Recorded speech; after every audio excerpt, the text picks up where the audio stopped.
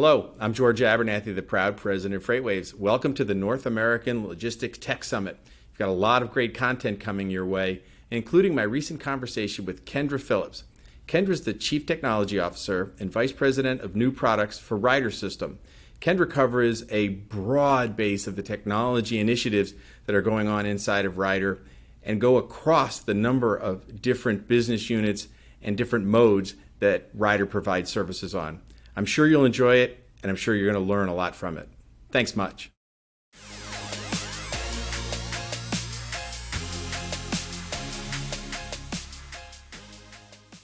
Kendra, thanks for doing this. I think we're going to have some fun. Thank you for having me. I'm looking forward to it.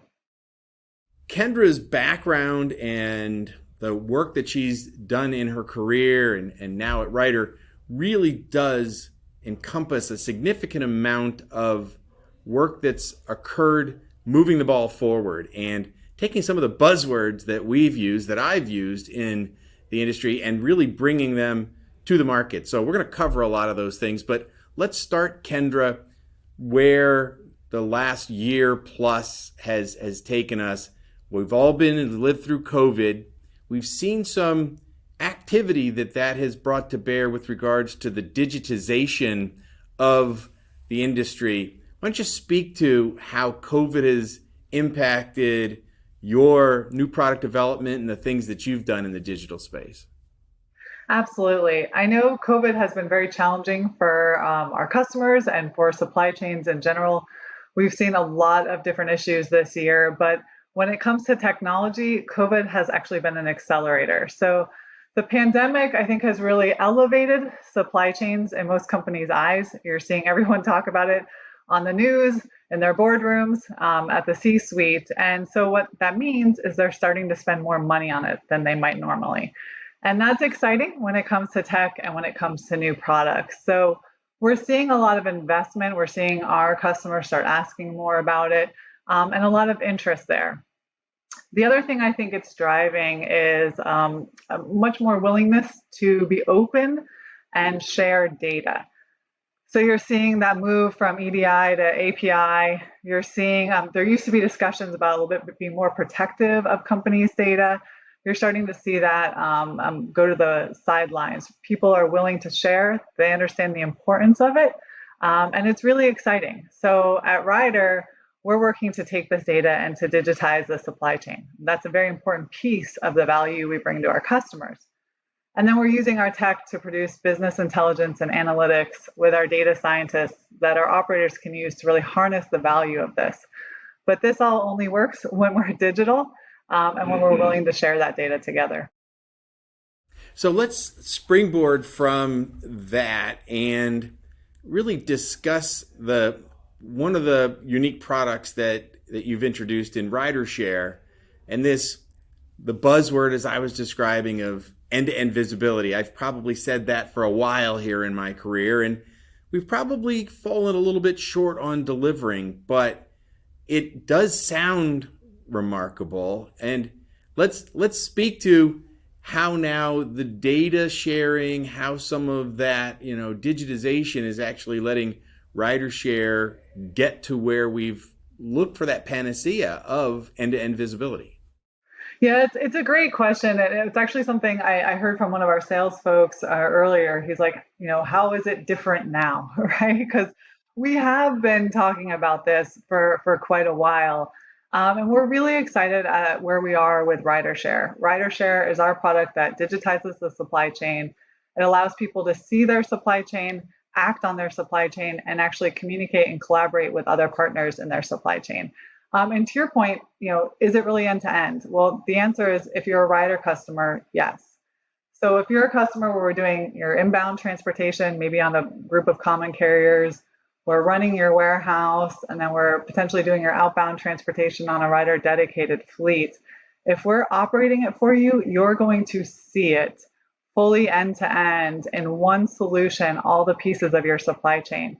Not only can you see it, but you can share it. So if your customers can actually have visibility to their orders and to their loads and what inventory is in transit, Your suppliers can come into the platform and enter information about what's going to be coming your way. So it's really a great point to be at where we have enough technology, enough capability, enough real-time information to share this end to end. So I think we are there.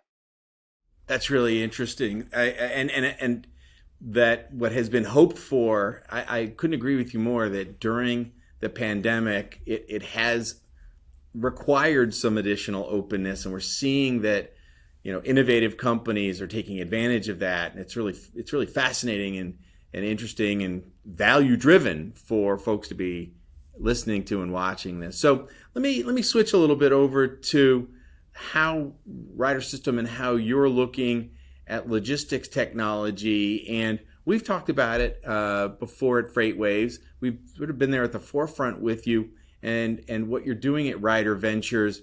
Love to get an update on that and understand you have sort of the parallel paths maybe that Rider's technology, but also investments into other technologies that can drive forward logistics technology. Give us an update on where Rider Ventures is and how those parallel paths work together. Absolutely. So Rider Ventures is something we're very proud of. We formally started it last October, but we've been informally working in this space for quite a while. And to your point about the parallel paths, we as a company and our leadership team especially want to make sure that we're going with our eyes wide open towards the change and disruption happening in the industry. And the best way we can do that is by really being ingrained into the startup community. So we partner with accelerators, we partner with VC firms, and we're investing in various startups. And it's been a huge opportunity for us. And it's really our focus is we want to know what's happening when it comes to e-commerce, because that's a huge play right now. Autonomous electric vehicles, those are very important spaces for us. Obviously, digitization of data is very important. And then when it comes to data science and analytics. So we really focus on various startups in those spaces, really understand, from early stage through to about Series B, we're willing to invest and really looking for where we can bring a strategic value and partnership to those companies to help them grow. So, Kendra, why is it so critical then for Rider to be at the forefront? Where's the benefit coming to Rider in being and playing that role? At Rider, what's very important to us is to be able to bring the best technology to our customers. And that's why this is so important. We are an 88-year-old company, right? And it's easy when you have been around that long to sit back on your laurels. And we can't afford to do that. Not right now, not with everything happening in this space. And so this is where the value of Rider Ventures comes from, is we want to make sure that we are fully aware of what's happening. We are a piece of that, and that we're helping to lead it and then bring that value to our customers. So it's great because we pilot with a lot of startups. Some work and some don't, and that's okay. That's the whole point. But when they work, we can bring that value to our customers. And when they don't, we've learned a lesson and we understand, why it didn't. Was it the wrong space? Was it the wrong tech? Was it the wrong time? Because timing does matter. And we're learning and growing from that. And all of that helps our customers. So as you think about it, the benefits that come from this shared knowledge are really interesting, in that startup realm. What could be the eventual outcomes with not only the shared knowledge, but those companies themselves? Is there a particular plan that Rider has for the companies that are within the startup Rider Venture bucket?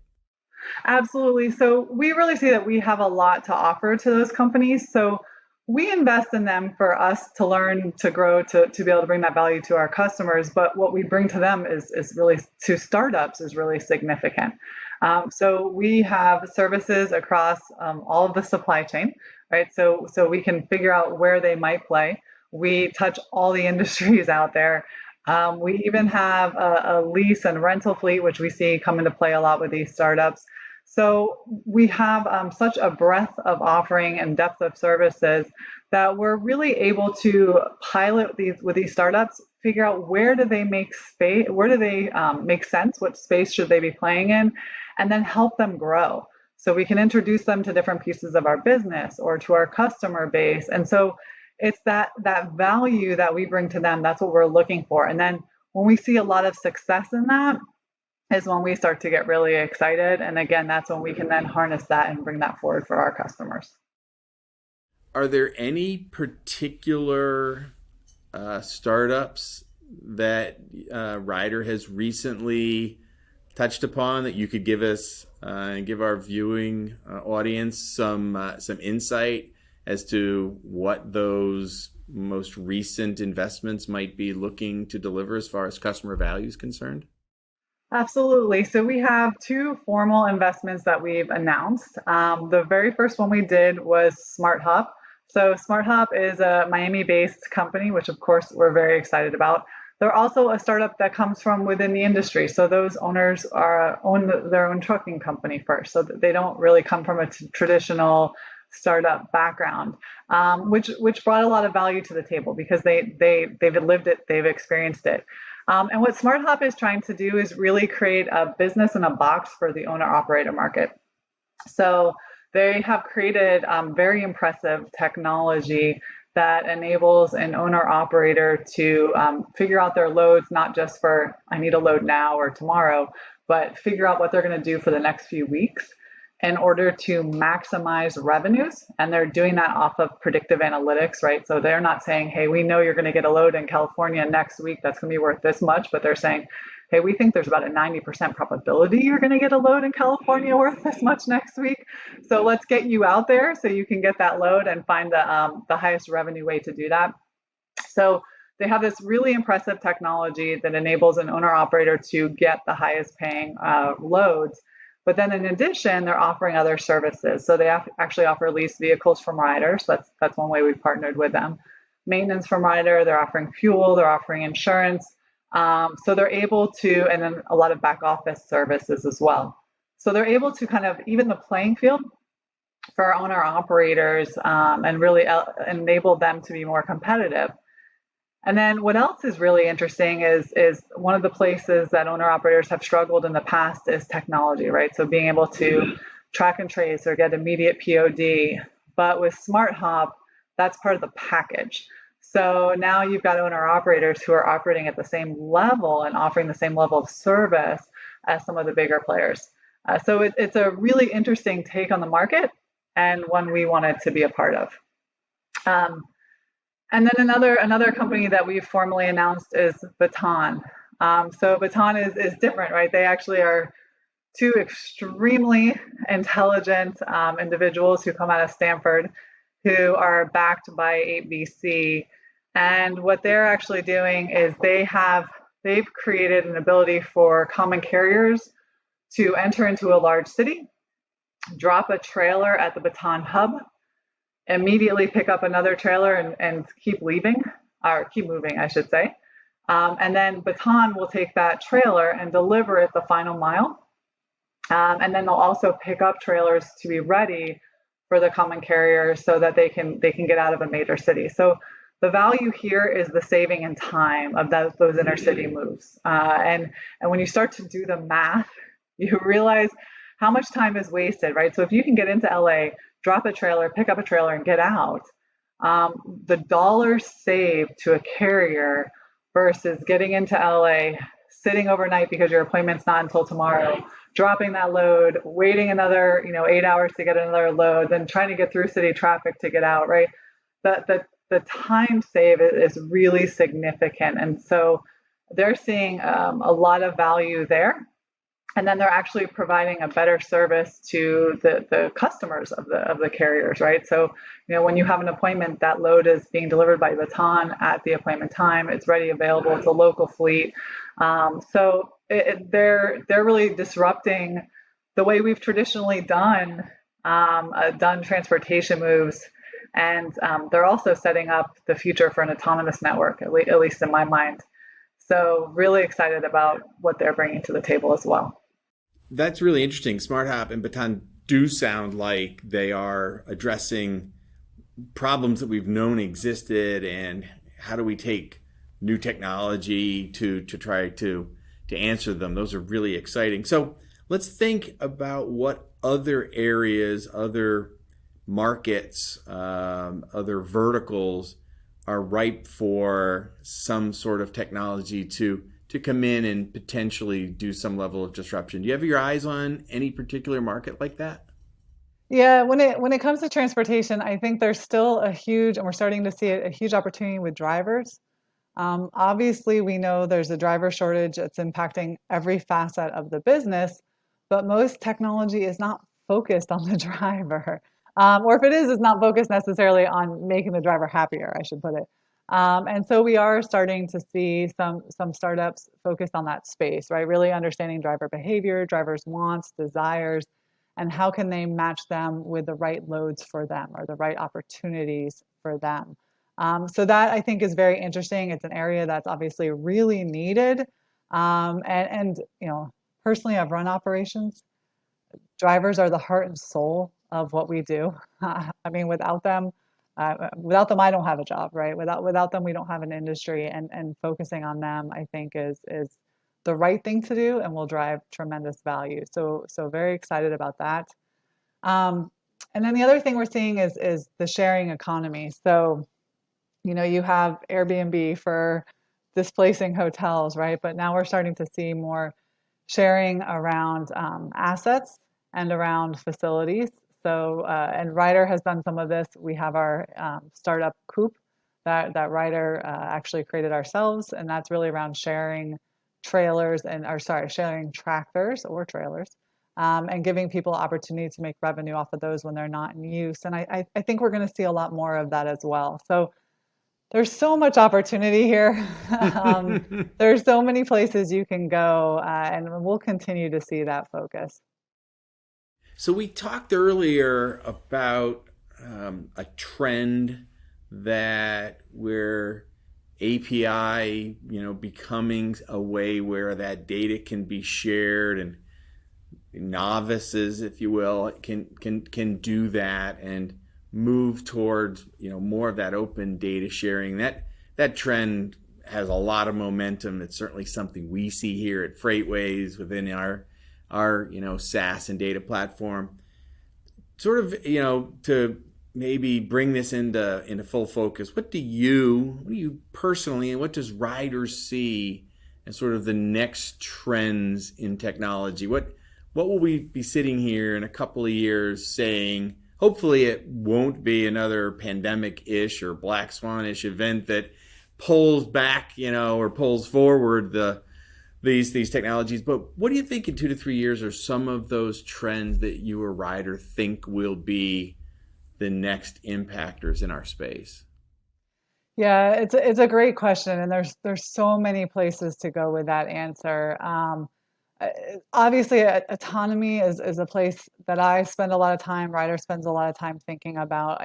We obviously there's a lot of autonomous players out there, but how does that fit into the networks of today is really the question, right? I get the autonomous technology. I understand how that's going to work. Get that. Um, but how does it fit into our current networks? Is it another mode, which I think is the answer, at least in my opinion, right? And how are shippers or customers going to buy that mode? What does that look like? So a lot of unknowns there that will, again, in my opinion, completely disrupt the industry. So I think that's the one place that's very, everyone talks about very much emerged, but still unknown on how it's going to materialize. And then the other opportunity I see is around Internet of Things. So much sensor data. There's just so much data out there, and the question is, how do we harness it? How do we capture it all? How do we drive value out of it? And that's still the challenge. I mean, it's easy to absorb the data to bring it in house, create a data warehouse or data mart, but then how do you actually harness it to bring value?